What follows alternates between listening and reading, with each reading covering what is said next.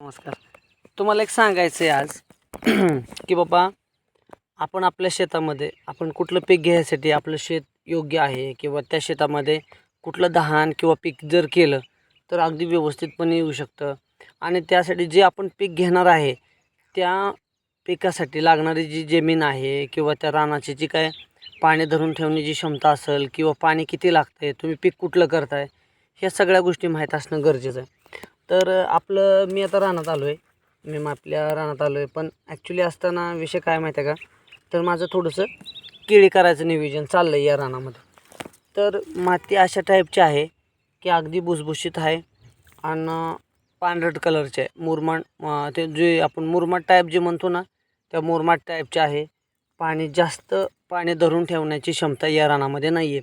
पाणी भरपूर लागतं या रानाला आणि निचरा लवकर होऊन जातो. पडत्या पावसामध्ये जरी तुम्ही समजा कुठलं बाबा येथून काय असं धान केलेलं पीक बाहेर काढायचं म्हटलं तरी पण तुम्हाला 99% प्रॉब्लेम येत नाही, म्हणजे अशा रानामध्ये.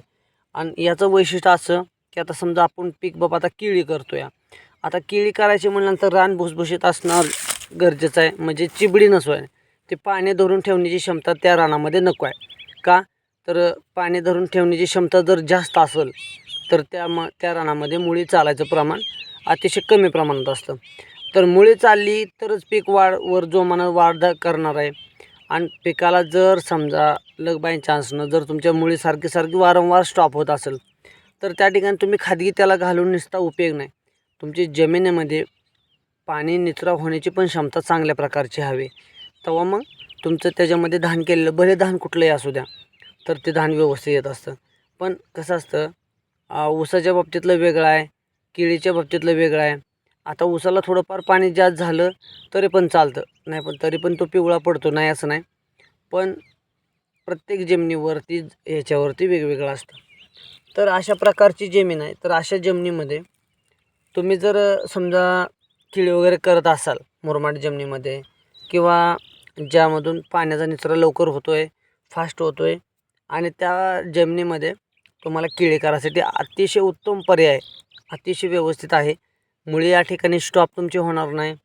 निचरा होत असेल तर तुमचं मुळी स्टॉप झाल्यामुळं पिकाची जी काय वाढ आहे की पिकामध्ये जे दिसणारे काही लक्षण आहेत ते तुम्हाला स्पष्टपणे दिसतीलच.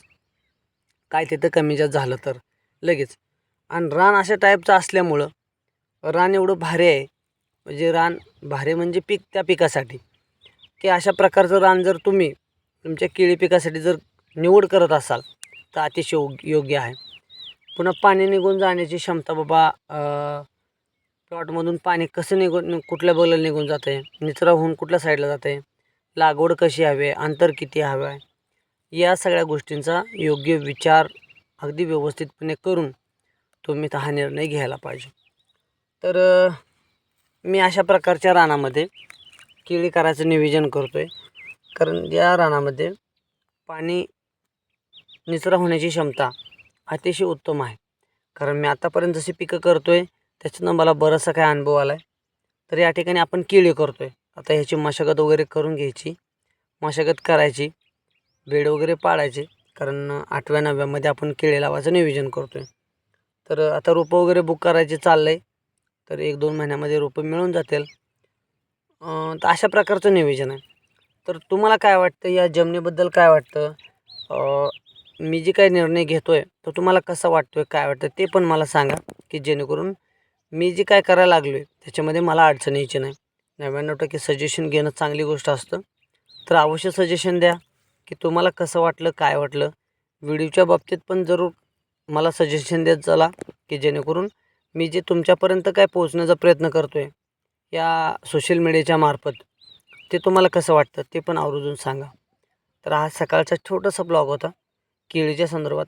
मातीची म्हणजे रानाची निवड कशी करावी आणि ते रान कसं असावं, पाणी धरून असं ठेवणार असावं का निचरा होणार असावं, अवश्य कमेंट बॉक्समध्ये जरूर मला कल्पना सुचवा, जे तुम्हाला काय वाटते ते. तर धन्यवाद. जय हरी.